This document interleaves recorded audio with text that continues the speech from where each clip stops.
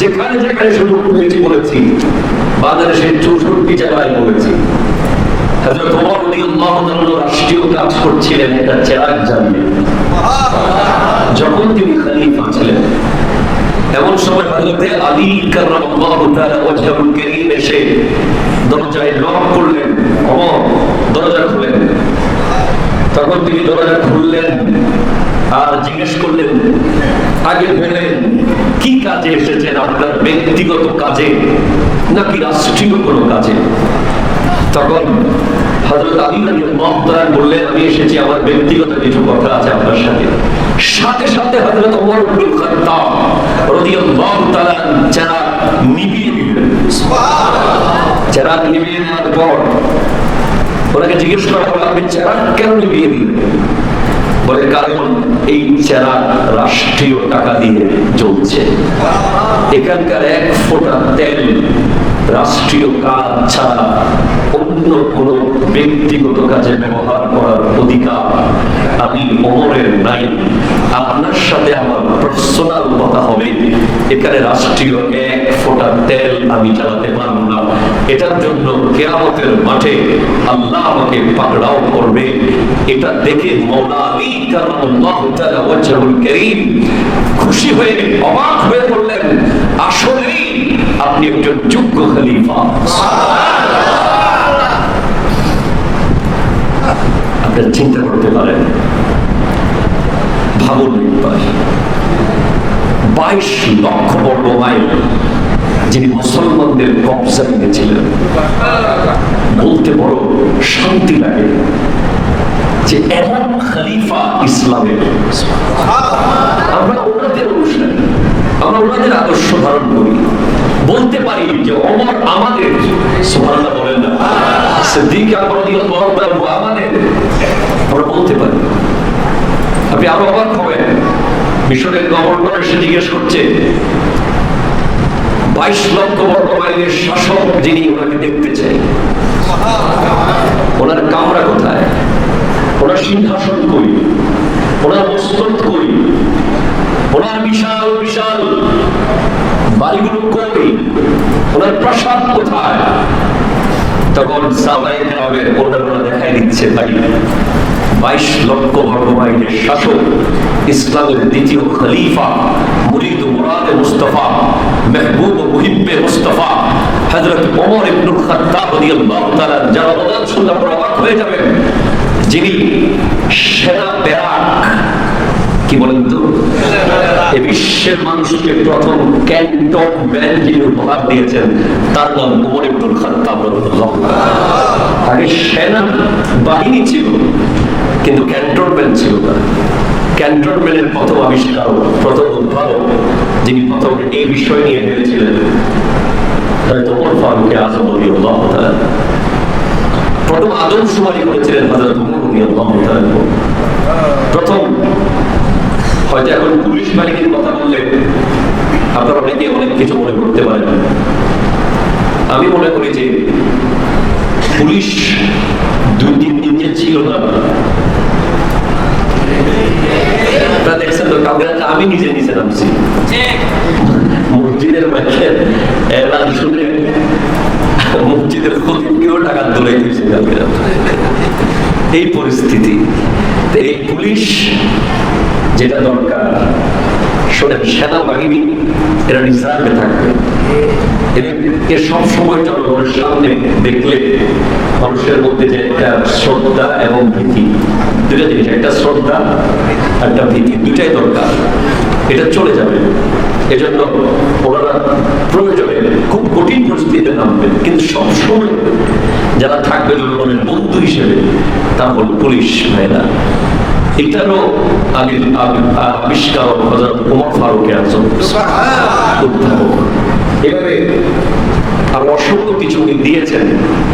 ওমর ফারুক আযম রাদিয়াল্লাহু তাআলা চাইলে ওনার ডানে বামে 100 পুলিশ, কয়েকশো সেনাবাহিনী নিয়ে ঘুরতে পারতেন, কিন্তু আশ্চর্য বিষয়, সবসময় উনি একা চলতেন। উনি যখন ওনার মেম্বার যখন খুঁজতেছে, মিশরের গভর্নর এসে বলে, ওই মিম্বর মসনদ রাজপ্রসাদ এগুলো তো নাই, তো উনি আছে কই? ওই যে খেজুর গাছের নিচে ইট মাথায় দিয়ে পাথর মাথায় দিয়ে বালুর উপরে যিনি শুয়ে আছেন উনি 22 লক্ষ বর্গ মাইলের শাসক। বলেন, ওনাকে জিজ্ঞেস করা হয়েছে যে আপনি কোন বডিগার্ড ইউজ করেন না, নিরাপত্তা বাহিনী নেই আপনার? বলে আমার নিরাপত্তার জন্য আল্লাহ যথেষ্ট। তাহলে আপনাকে কেউ যদি আক্রমণ করে, উনি বলছেন যে ব্যক্তি আল্লাহকে পরিপূর্ণ ভয় পায়, পরিপূর্ণভাবে আল্লাহকে ভয় পায়, গোটা দুনিয়া তাকে ভয় পায়। আপনার আমার মধ্যে যদি পরিপূর্ণ আল্লাহর ভয় থাকে, অর্থাৎ আল্লাহর ভয় মানে আমি আল্লাহকে ভয় পাই এখন বদল তুফান হবে, আল্লাহকে ভয় পাই এখন ভূমিকম্প হবে, আল্লাহকে ভয় পাই এখন মহামারী আসবে, এই ভয় না। আল্লাহকে ভয় মানে আমার হাত কোথাও যাওয়ার আগে ভাবতে হবে আল্লাহ রাজি আছে কিনা, ঠিক কিনা জোরে বলেন। আমার পা কোনো দিকে চলার আগে বুঝতে হবে, ভাবতে হবে যে আল্লাহ রাজি আছে কিনা। আমার চোখ কোন দিকে দেখার আগে ভাবতে হবে এটার উপর আল্লাহ সন্তুষ্ট আছে কিনা। আমার জীবনের প্রতিটা সেকেন্ড মনে করতে হবে যে রব্বুল আলামিন আমাকে দেখছে, রব্বুল আলামিন আমাকে দেখছে। পৃথিবীর সমস্ত পাওয়ার যেখানে শেষ, সেখান থেকে আল্লাহর পাওয়ার শুরু, ঠিক কিনা বলে বলেন। সেজন্য যারা সত্যিকারের আল্লাহর বান্দা, যারা আল্লাহর উপর তাওয়াক্কুল রাখে, ওমাই ইয়াতাওয়াক্কাল আলাল্লাহ ফাহুয়া হাসবুহু, তাদের জন্য আল্লাহ রাব্বুল আলামিন যথেষ্ট। আপনার চলাফেরা, উঠা বসা, কথাবার্তা, জীবনযাত্রায় যদি খৌফে খোদা, আল্লাহর সামনে দাঁড়ানো সেই ব্যাপারটা মাথায় থাকে, যদি আপনি মাথায় রাখতে পারেন যে আমার নবী বলেছেন লা তাসুলু কদামা আবদিন হাত্তা ইউসআলা, বান্দার কদম ওই 12 সূর্য পরিমাণ তাপের নিচ থেকে এক চুল সামনে যাবে না প্রশ্নের উত্তর না দিয়ে। এই উত্তর আপনাকে দিতে হবে প্রতি সেকেন্ডে। এই বিষয় ভেবে ভেবে যদি আপনি জীবন যাপন করতে পারেন, লাঞ্ছিত হবেন না, লজ্জিত হবেন না, সব সময় সম্মানিত থাকবেন, ঠিক কিনা বলেন? জোরে বলেন, ঠিক কিনা বলেন? হ্যাঁ, আমি দুটা বিষয় আজকে বলার নিয়ত করেছি, একটা হলো ক্ষমা আর একটা হলো ধৈর্য। ক্ষমা এবং ধৈর্য, এই দুইটা বর্তমানে অত্যন্ত জরুরি, ঠিক কিনা বলেন? একটা কি? আরো জোরে বলেন। একটা হলো সবর। দেখেন, গত 2-3 দিন যখন পুলিশ ছিল না, থানায় ঠিকভাবে কাজ চলেনি, আমরা দেখেছি অসংখ্য জায়গায় খবর, ভারী আগুন, প্রতিশোধ, লুটপাট।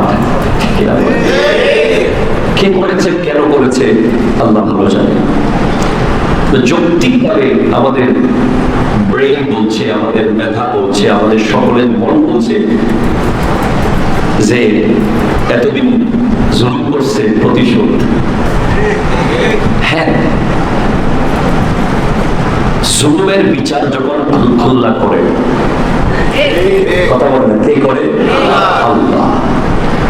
আল্লাহর বিচার আর বান্দার বিচার, দুই বিচারের মধ্যে পার্থক্য হলো বান্দা যখন নিজে প্রতিশোধ নিয়ে নেয় তখন এক প্রকার জালেমকে সে উপকার করে দেয়। আপনি যদি প্রতিশোধ না নেন নিজের হাতে, আপনি শুনে অবাক হবেন যে রাসূল সাল্লাল্লাহু আলাইহি ওয়াসাল্লামের জিন্দেগি আমাদের সামনে। লাকাদ কানা লাকুম ফি রাসূলিল্লাহি উসওয়াতুন হাসানাহ। আমরা আলেমদের চোখে তো সেটাই চলে আসে বাবা। ওয়া ইন্নাকা লাআলা খুলুকিন আযীম। হাবিব, আপনি আছেন চরিত্রের সর্বোচ্চ মসনদে। চরিত্রের সর্বোচ্চ যেটা আসল, সেটার মধ্যে যিনি সমাসীন তিনি হলেন মুহাম্মদুর রাসূলুল্লাহ সাল্লাল্লাহু আলাইহি ওয়াসাল্লাম। জুড়ে পড়েন সুবহানাল্লাহ। আপনি দেখেন, আমি বাংলাদেশের যেখান থেকে আমার এই ভিডিও দেখছেন তাদের কদমে হাত রেখে বলছি, নবীজিকে মক্কার মানুষ নিজের বাড়ি থেকে বের করেছে, ঠিক কিনা বলেন? নিজের জন্মভূমি থেকে কি করে দিয়েছে? বের করে দিয়েছে। করে দেওয়ার আগে কি করেছে? রাস্তায় হাঁটতে দেয়নি, কথা বলতে দেয়নি, কাবাগরের সামনে গলার মধ্যে কাপড় পেঁচিয়ে নবীজিকে টেনে টেনে হিঁচড়ে হিঁচড়ে এমন অত্যাচার করেছে, কেউ সাহস করেনি তো নবীজিকে বাঁচাবে। একমাত্র সিদ্দিক আকবর রাদিয়াল্লাহু তাআলা ছাপ দিয়েছিলেন নবীজির সামনে। এরপর শিয়াবে আবি তালিব পাহাড়ে আমার নবীকে 3 বছর বন্দী করে রেখেছে মক্কার কাফেররা। এক গ্লাস পানি নবীজিকে দিতে দেয়নি, একটা লোককে দিয়ে নবীজির সাথে কথা বলতে দেয়নি। 3টা বছর নবী ছিলেন সাহাবায়ে কেরামের প্রায় 80 জন মতান্তরে কম বেশ ওনারা গাছের পাতা খেয়ে এই জীবন কাটিয়েছেন, ওনারা পানির মশক কামড়ে কামড়ে জীবন কাটিয়েছেন। আমার নবী আর সাহাবায়ে কেরামের খানা না খেতে না খেতে শরীর এমন হয়ে গিয়েছে যেটা কল্পনা করা যাবে না। 3 বছর পর যখন ওখান থেকে হযরতে চাচা আবি তালিব ওনার মাধ্যমে নবীজি বের হলেন, চাচা বলছেন মুহাম্মদ আমার সহ্য হচ্ছে না, সাল্লাল্লাহু আলাইহি ওয়াসাল্লাম তোমাকে এখান থেকে কিভাবে বের করবো বলো? ওরা তো রেজুলেশন করেছে তোমার বিরুদ্ধে, সবাই মিলে সিগনেচার করেছে মক্কার বড় বড় নেতা, এবং এই রেজুলেশন কাবাগরের ভিতরে একটা সিন্ধুকের মধ্যে পাথরের তলে রাখা আছে। বলে চাচা যান না, ওই রেজুলেশন যে কলম দিয়ে লিখেছে তারা, ওই কলমের কালি পর্যন্ত আমি মুহাম্মদকে মুহাম্মদ করে। আপনি গিয়ে দেখেন ওই কালি মুছে গেছে।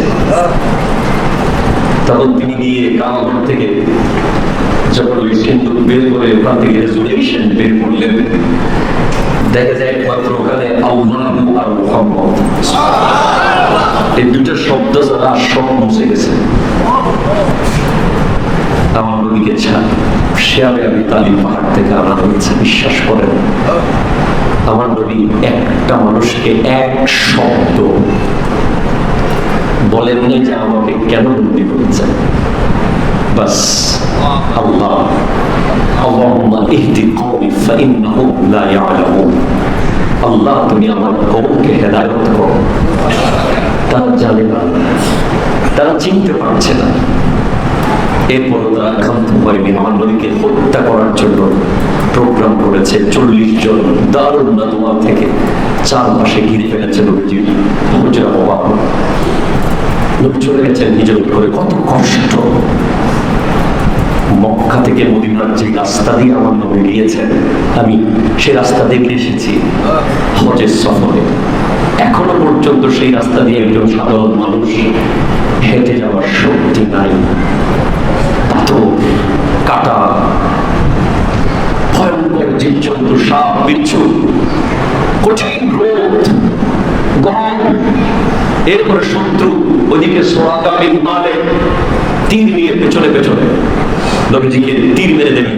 সে অনেক দূরে তীর মারতে পারত, অনেক দূরে তার লক্ষ্যবস্তু বরাবর চলে যেত। সিদ্দিক আকবর একবার নবীজির ডানে যায়, একবার বামে যায়, একবার সামনে যায়, একবার পিছিয়ে যায়। বলে ইয়া রাসূলুল্লাহ তীর আমার গায়ে পড়ুক। শেষ পর্যন্ত দুজনের পায়ের ছাপ যখন দেখা যাবে, চিনে যাবে কোন দিকে গেছে, সিদ্দিক আকবর নবীজিকে কোলে নিয়ে ওই পাহাড়ে উঠে গেছেন, গায়ে হেরা করতে, গায়ে সোল করতে। সেখান থেকে মদিনায় গিয়েছে। অনেক লম্বা কথা, আমরা রবিউল আউয়াল মাসে বলবো ইনশাআল্লাহ। যাওয়ার পরে বদর, উহুদ, খায়বার, খন্দক সব কিছুর পরে যে মক্কা বিজয়। একটু জোরে বলেন না ভাই সুবহানাল্লাহ। যেদিন কি কত জুলুম, জন্মের পর থেকে মক্কা বিজয়ের দিন পর্যন্ত কত জুলুম, কত অত্যাচার আমার নবীর উপরে হয়েছে। আপনার আমার কি পাওয়ার আছে বলেন? আমাদের কি পাওয়ার আছে? আমরা পাওয়ার দিয়ে হয়তো একটা গুলি করতে পারবো, তলোয়ার দিয়ে দুটা কোপ দিতে পারবো, লাঠি দিয়ে দুটা বাড়ি দিতে পারবো। আমার নবী তো আকাশের দিকে তাকালে আকাশ ভেঙে পড়তো শত্রুদের উপর। ঠিক কিনা কথা? আমার নবী তো জমিনকে বলে জমিন দুই ভাগ হয়ে তাদেরকে ঢুকিয়ে ফেলতো মুহূর্তের মধ্যে বারবার। আসমানের ফেরেশতা এসে বলে ইয়া রাসূলুল্লাহ বলেন তাদেরকে পানিতে তলিয়ে দিচ্ছে না। পাহাড়ের ফেরেশতা জমিনের ফেরেশতা বলে উল্টাই দিচ্ছে জমিন না। হ্যাঁ আগুনের ফেরেশতা এসে বলেন আগুন লাগিয়ে। প্রত্যেকটা ফেরেশতা নবীজির কাছে অনুমতি চাচ্ছে, দাঁড়াও দরকার নাই। শেষে কি হয়েছে আপনি জানেন?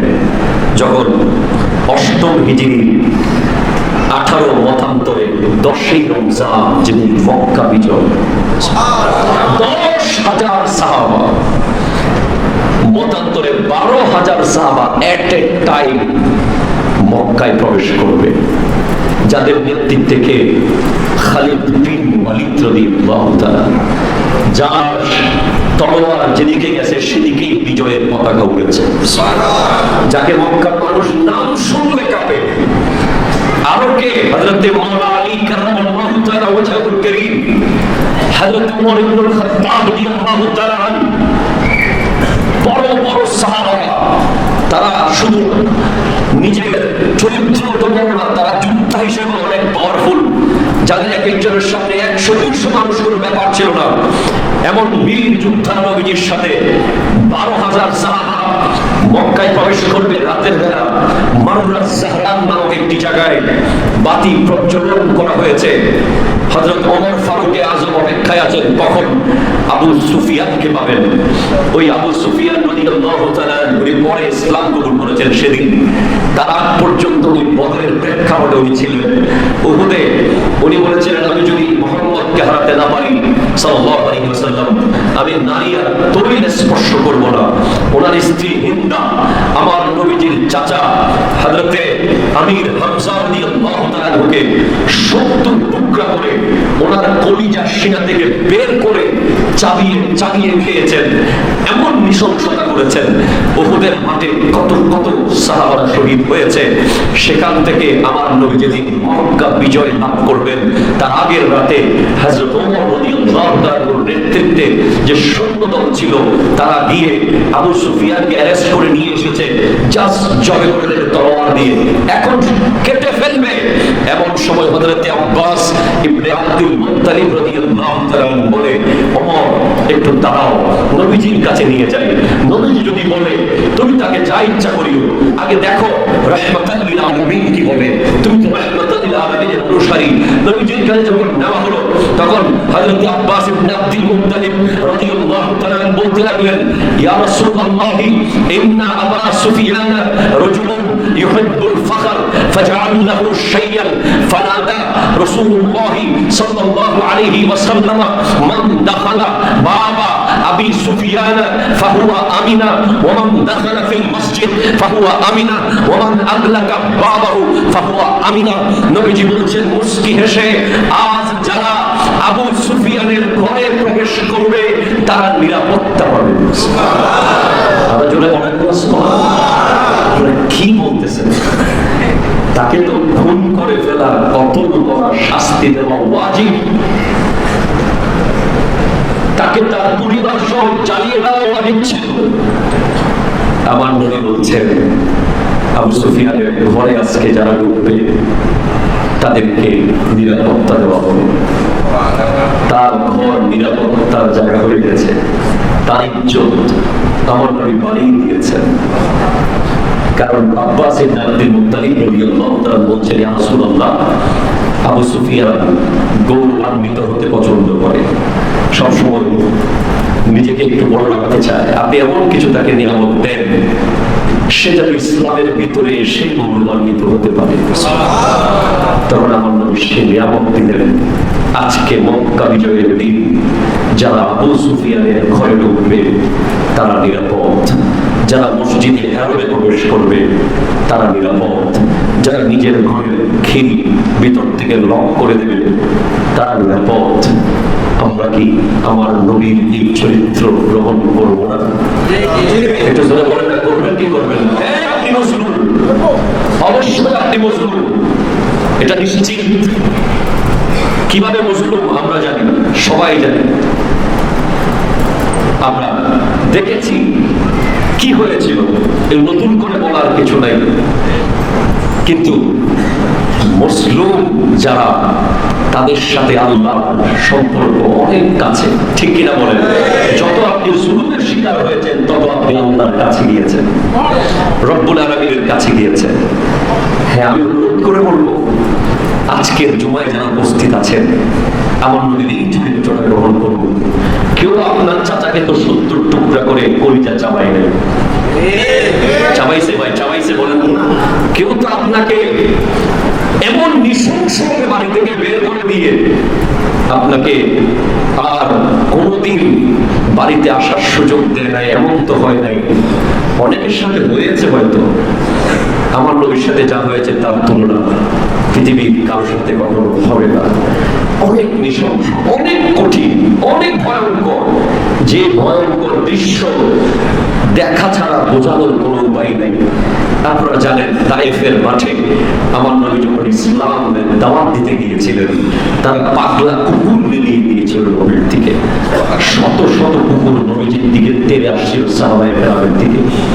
আমার নবী 21 দিন তায়েফের গেটে দাঁড়িয়েছিলেন, গেট অপেক্ষা করেছেন, কোন দিন তারা গেট খুলবে, আমি কালিমার দাওয়াত দেব। যখন গেট খুলেছে, তারা আমার নবীর দিকে কুকুর লাগিয়ে দিয়েছে। তারা বুঝে নাই যে কুকুর তারা সারা জীবন পেলেছে, খাবার দিয়েছে, সেই কুকুর মুহাম্মদ আরবি সাল্লাল্লাহু আলাইহি ওয়াসাল্লামের প্রেমিক। আমার নবীর সামনে যখন কুকুরগুলো আসে, সাথে সাথে আমার নবীর চেহারা মুবারক দেখে নবীর সামনে মস্তক অবনত করে তারা ঘুরে আবার মুনিককে কামড়াতে চলে গেছে। আমার নবী হিন্দাকে কি করলেন?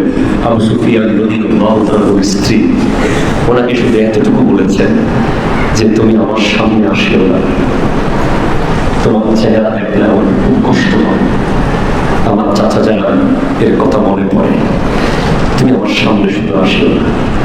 আবু সুফিয়ান বলে, মুহাম্মদ, আজকে তোমার যা ইচ্ছা আমাকে বল, আজকে তোমার আমাকে শাস্তি দেওয়া উচিত, আমাকে তোমার কতল করে দেওয়া উচিত, আজকে তোমার আমাকে যা ইচ্ছা তা করা উচিত।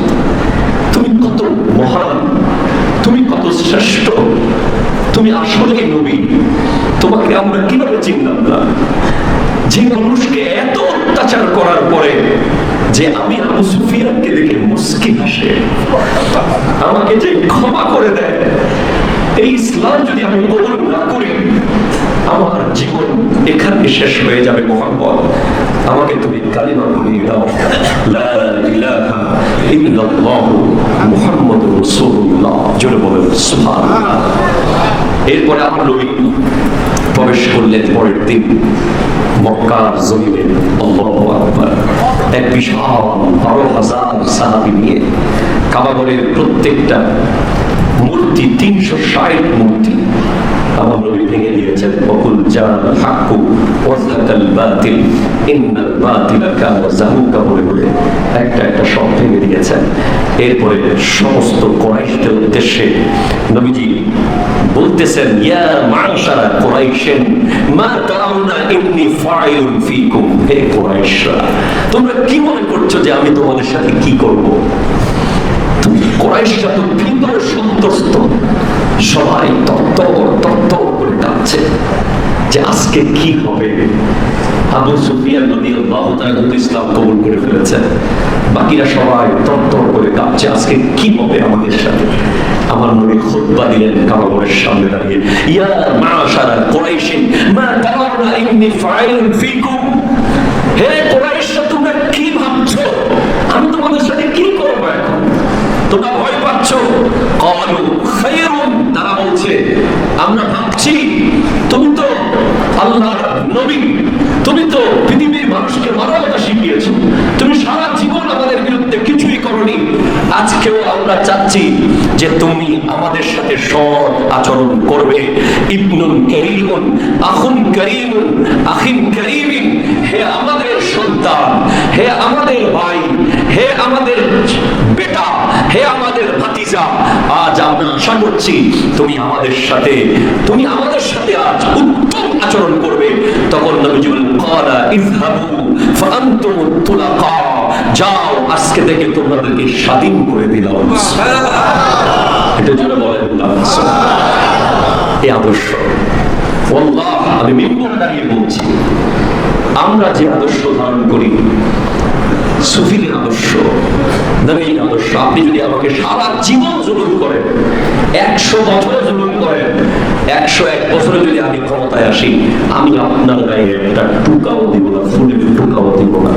কারণ আমি জানি আপনি যত জুলুম আমার উপর করছেন, তত আমার জান্নাতের রাস্তাকে আপনি সহজ করে দিচ্ছেন। আমি তো ওখানে গিয়ে নেব, বলবো আল্লাহ, এই তো আমাকে বাড়িতে আসতে দেয় নাই, এই তো আমাকে কথা বলতে দেয় নাই, এই তো আমাকে অফিস করতে দেয় নাই, এই আমাকে চাকরি করতে দেয় নাই, এই আমাকে ব্যবসা করতে দেয় নাই, এই আমাকে এটা করতে দেয় নাই। সব বলবো আল্লাহ, বলো কি করতে পারি। আল্লাহ তখন বলবে, তার হক তুই মেরেছিস, দে, এখন হক ফিরিয়ে দে। মনে রাখবেন, ইসলাম এমন এক ধর্ম, এই ধর্মে একটা চোয়ার যদি আপনি অন্যায় ভাবে কাউকে দেন, একটা চোয়ার, একটা চোয়ারের বদলা হিসেব বরাবর দিতে হবে। শুধু সময়ের অপেক্ষা, কালকের দিনের অপেক্ষা। আজকের দিন, কালকের দিন, মৃত্যু সবার জন্য অনিবার্য, বিচার সবার জন্য হবে। বিচারের কাঠগড়ায় আমার নবী সাহাবাদেরকে বলেছেন, মনে রাখিও, হাসরের মাঠে যিনি বিচারক, ওনাকে টাকা পয়সা কিছু দিয়ে কনভিন্স করা যাবে না। উনি এমন খালেস বিচার করবেন, কে কার ছেলে, কে কার ভাই, কে কার বেটা, কে কোন নেতার লোক, কে কোন লিডারের ছেলে, কে কার সাথে ছিল, এটা আল্লাহ দেখবেন না। আল্লাহ শুধু দেখবেন তার হৃদয়, তার কলম, তার তাকওয়া। কথা জোরে বলেন ঠিক কিনা? আমরা কি একবার আল্লাহকে সাক্ষী রেখে ওয়াদা করতে পারবো যে আমরা আজকে থেকে অন্যায়ভাবে কারো জানমালের ক্ষতি করবো না? ইনশাআল্লাহ। একটু সমস্ত হাতগুলো দেখতে চাচ্ছি।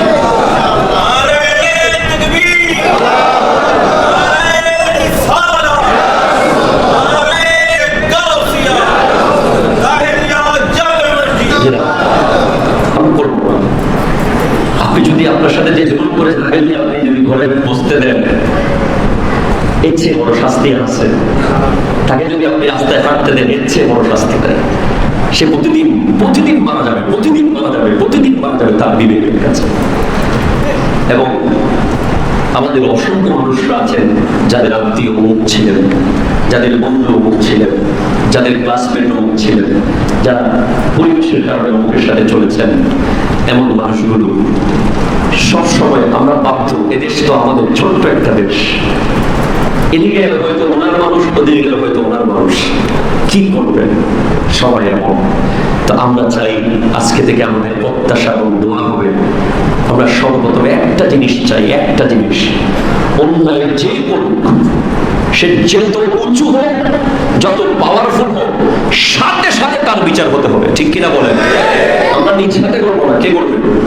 আইন, দেশের আইন, দেশের তাহিরিয়া জামে মসজিদ থেকে নতুন সরকারের প্রতি আমাদের অনুরোধ, আশা এবং আকাঙ্ক্ষা, যদি জানি না এই মেসেজ পৌঁছবে কিনা, এই দেশের গ্রাম থেকে গঞ্জে, শহর থেকে নগরে 1 মিনিটের জন্য মানুষ যেন নিরাপত্তাহীনতায় না ভোগে, সবাই যেন নিরাপদ জীবনযাপন করতে পারে, এই আশা দরকার আছে না? বলেন দরকার আছে না নাই? আমাদের দেশে মেধাবী ছাত্ররা এক সময়, যারা মেধাবী তারা বলে, না ভাই রাজনীতি আমাকে দিয়ে হবে না, আমি ডাক্তারি করবো। কয় ভাই, না ভাই আমাকে দিয়ে, আমি ইঞ্জিনিয়ারিং করবো। ভাই এটা হবে না ভাই। আপনারা এমন কথা শুনেছেন সোশ্যাল মিডিয়ায় যে ঘরের মধ্যে সবচেয়ে ভালো সেরা কয় ডাক্তার সে কোনো কাজের না, ইঞ্জিনিয়ার সে কোনো কাজের না, ব্যারিস্টার কোনো কাজের না, কাজের তার কারণে তো এখন সমাজে মাথা উঁচু করে আছি। কথা তো এখন না, ঠিক কিনা? ফোলাকরা আছে অঙ্গের লম্বে থাকে, এতেই তো সবকিছু চালাইতেছে। তো এখন সেই দিন শেষ হয়ে গেছে। আমরা দেখেছি, আমরা আল্লাহ রাসূলকে সাক্ষী করে বলছি, আমরা কারো পক্ষ কারো বিপক্ষে নয়।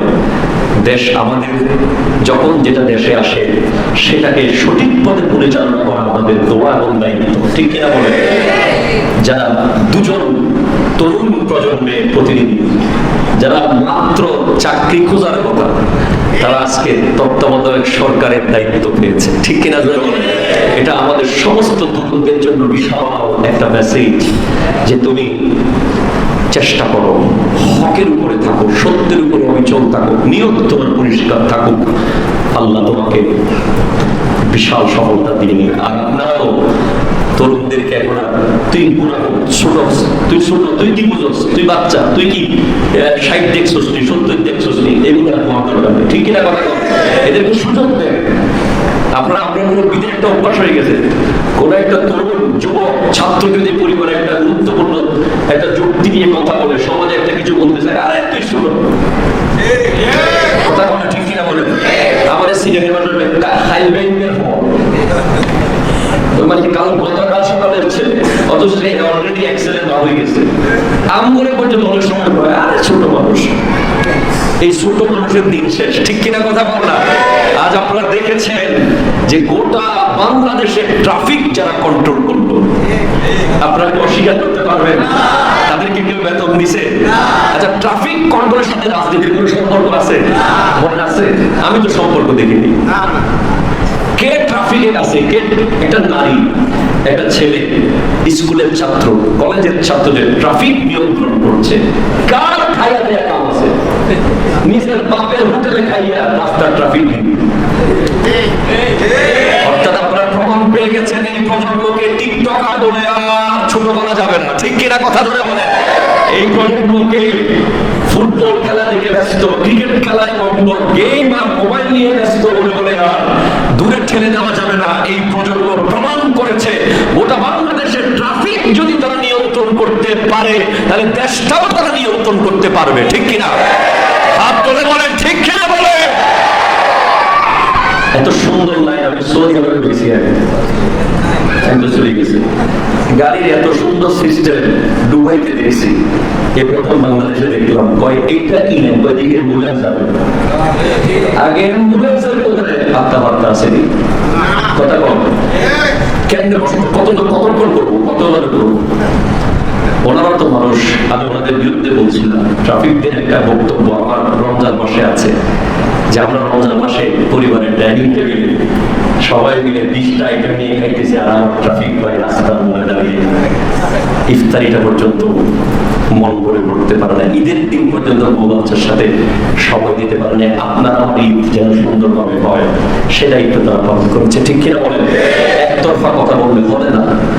সমস্ত পুলিশ বাহিনীর প্রতি আমাদের অনুরোধ থাকবে, আপনাদের উপরে জনগণের সবচেয়ে বেশি আস্থা এবং ভালোবাসা। আপনারা সবাই কর্মস্থলে আসুন, এই জনগণ সারা জীবন আপনাদেরকে দোয়া করবে। আপনারা প্রতিটা দায়িত্ব নিষ্ঠার সাথে পালন করুন।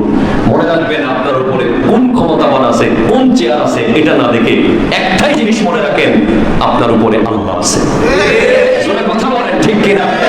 বিশাল একটা লেসন, বিশাল একটা শিক্ষা এই পৃথিবী আমাদেরকে দিয়েছে, এ দেশ আমাদেরকে দিয়েছে, বর্তমান সময় আমাদেরকে দিয়েছে। আল্লাহ পাক আমাদেরকে ক্ষমা করার তৌফিক দান করুন, ধৈর্য ধারণ করার তৌফিক দান করুন, আমাদেরকে ন্যায় এবং সত্যের পথে অবিচল থাকার তৌফিক দান করুন। ওয়া মা আলাইনা ইল্লাল বালাগ। আসসালামু আলাইকুম ওয়া রাহমাতুল্লাহি ওয়া বারাকাতুহু।